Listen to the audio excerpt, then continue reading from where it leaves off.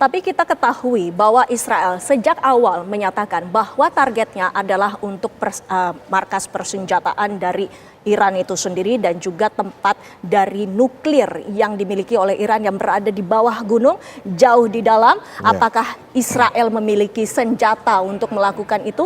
Tentunya tidak, harus ada bantuan dari Amerika Serikat yang Trump sendiri menyatakan siap untuk membantu.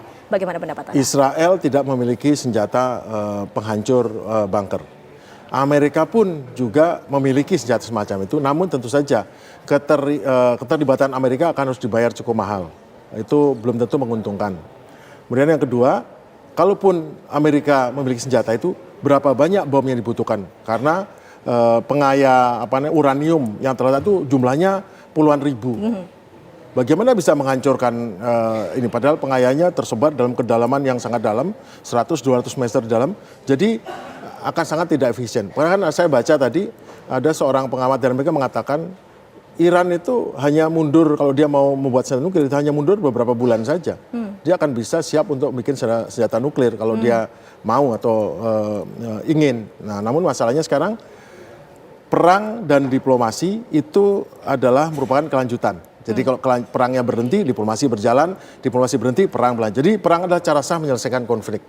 Nah, ini tentu kita melihat bahwa tentu bukan kehancuran yang dicari, namun bagaimana pengambilan keputusan di Iran dan pengambilan keputusan di Israel sama-sama berhenti pada titik di mana mereka tahu bahwa apa yang mereka inginnya tidak bisa berlanjut ataupun sampai di sini bila dilanjutkan akan lebih rugi lagi. Nah, jadi semua kedua-duanya pihak saling dan ada yang menduga bahwa ini akan berhenti kalau keduanya habis senjata itu. Di sisi lainnya, Iran, siapakah yang akan ada kemungkinan negara-negara mana saja yang akan mendukung di belakang Iran itu sendiri?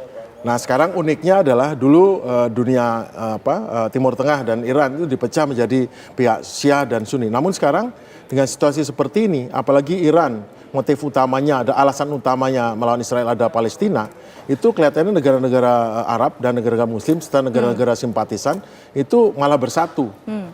Nah, ini belum tentu menjadikan kemenangan bagi Israel. Bila mereka bersatu, maka Israel tentu akan kesulitan karena pada akhirnya ekonomi jadi tujuan. Bila akhirnya ekonomi Israel terganggu karena ini, ya itu nggak ada artinya kemenangan yang mengganggu kehidupan sehari-hari, membuat hidup jadi lebih susah atau lebih berat bagi masyarakat Israel. Nah, Pak Agung, menurut pengamatan Anda, apakah Israel semakin terpojok? Kelihatannya demikian, karena kalau tadinya Israel bisa mengklaim dirinya sebagai negara yang kuat, support Amerika. Namun sekarang tidak ada yang bisa, di era sekarang ya, era media sosial ini, tidak ada yang bisa menghapus kenyataan bahwa genosida is genosida. Bahwa Israel yang mengklaim diri adalah korban di Perang Dunia Kedua, sekarang menjadi pelaku kejahatan perang. Itu yang akan sulit dihapus. Tidak ada yang bisa merubah itu dan masyarakat juga akan bisa menilai bahwa negara ini bukan negara surga lagi. Dulu orang-orang dari Amerika, dari Eropa datang ke Israel, wah surga nih, kita bisa hidup dengan damai, aman, bahagia. Nyata itu bukan tempat yang surga lagi. Itu tempat yang sama berdosanya dengan tempat lain. Ini bukan tempatnya di mana dia bisa berdoa dengan baik. Ini bukan tempat suci lagi. Itu yang belum tentu Israel akan memenangkan perang ini.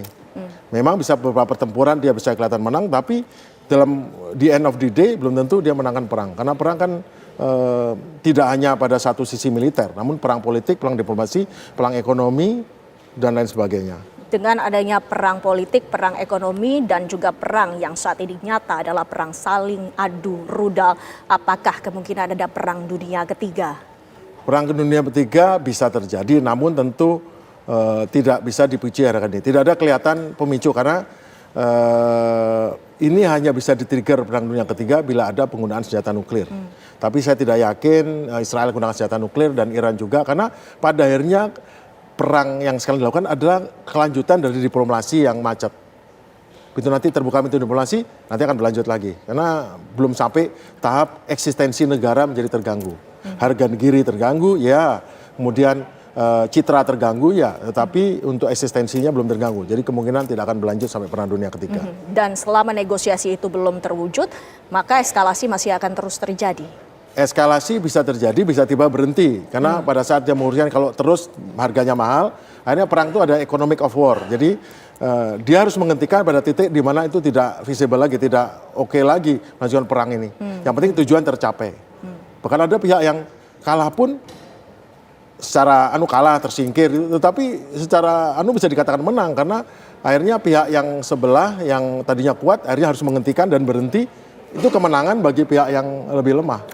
Itu banyak terjadi antara Palestina dan Israel. Baik. Sekarang juga Iran dan Israel mungkin seperti itu. Baik. Mari kita lihat, ini menarik sekali memang. Ya, mari kita lihat ini bagaimana ke depannya. Kita juga tentunya mengkhawatirkan dan kita juga tidak inginkan terjadinya perang dunia ketiga.